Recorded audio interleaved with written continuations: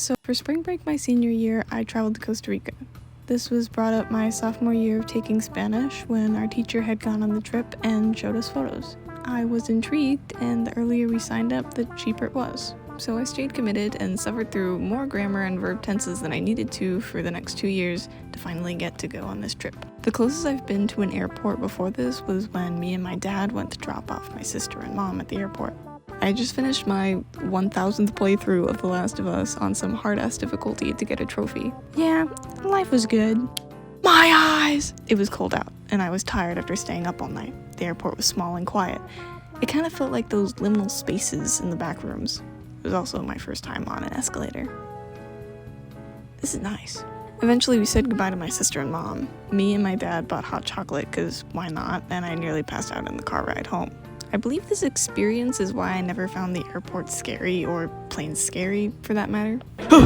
Where am I? Security wasn't exactly scary, mostly just quick. I showed them my passport, got my 2 tickets, shoved my bag and sweatshirt into a bucket, put my suitcase and shoes on a conveyor belt, and went through this tube thingy that scanned me. Then they patted me down and let me go. Huzzah! First time through airport security, and I made it through. The first plane was pretty small, only 2 seats on each side. I got a window seat, and as a first-time flyer, this was a win. When we first took off, I was elated. It was like a roller coaster. But then as the plane ride continued, we dealt with a lot of turbulence, and I was feeling motion sickness the whole way through the plane ride. And my butt really hurt after sitting in those seats for so long. Our second flight was a lot better, no turbulence, and I made sure to take motion sickness pills just in case. And they made me sleepy, so I slept for an hour or so. Also, I got another window seat. I made sure to use the bathroom before we got on the plane, so I was set on not needing to get up at all. But I believe the person next to me was letting it rip because I swore someone let out the nastiest fart right next to me. We finally made it to Costa Rica around 11 p.m. and I went straight to bed at the hotel.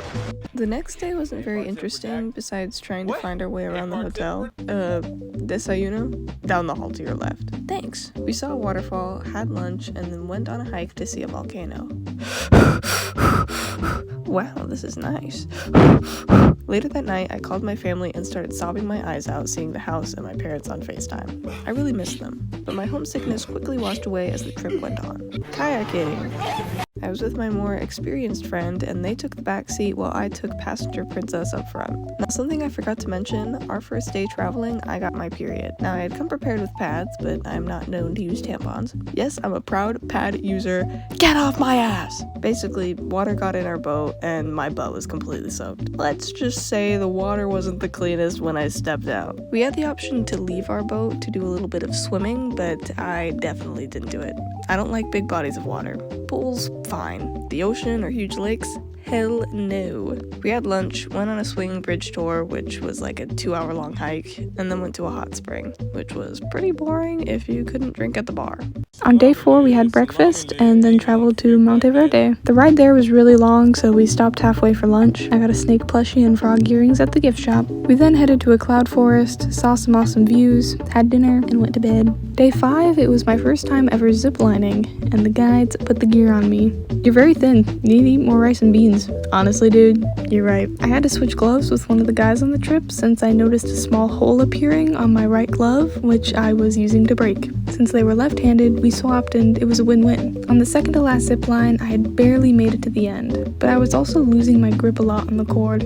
Waiting for the last zip line, one of the guys came up to me speaking Spanish. I was a little confused, but eventually nodded and went along with it. And he was going to taxi me down the zip line, since there was no way I'd make it to the end by myself since I was too light. Ultimately, I had fun. On to our next activity, horseback riding. I had a white horse who was pretty stuck up. Guess you could say he was on its high horse. Get it?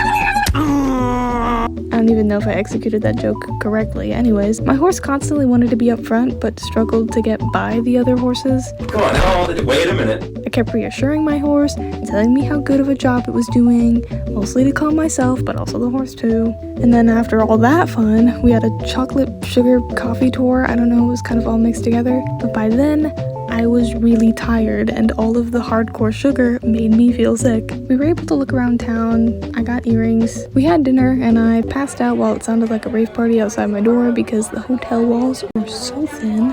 On day 6, we pack up our stuff for the 3rd time and head over to our next hotel. But before we get there, we do some volunteer work. First, we got into groups of 4 and planted trees.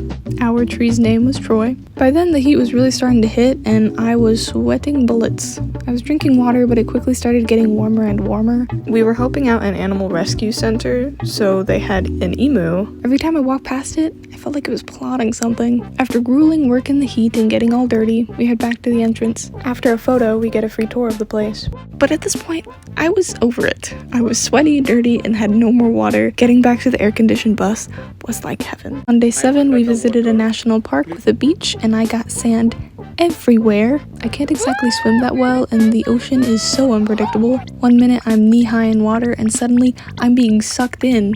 It was pretty chill if you were able to get past where the harsh waves were, and when I attempted to get over there...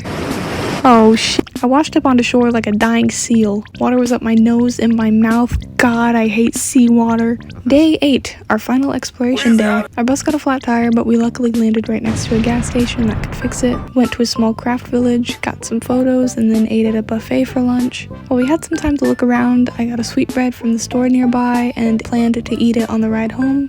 When we got back to the hotel, we signed a card for our lovely tour guide and bus driver, and when dinner rolled around, we went to the fanciest place ever, and I was extremely underdressed, but it had an amazing view. The ride to the restaurant there and back was long, so I passed out at the hotel right away. Apparently, I hugged my bed buddy in my sleep. She was able to push me over to my side of the bed, but I have never done that in my life, so I don't know where that came from. On day 9, me and one of my roomies headed down for breakfast, and God, it was crowded. I downloaded Mob Psycho planning to binge it on the plane ride back, but unfortunately, it downloaded all in Spanish. Security went by smoothly. I read the rest of my Harry Potter book on the plane, and was happy to finally be home in good old Iowa.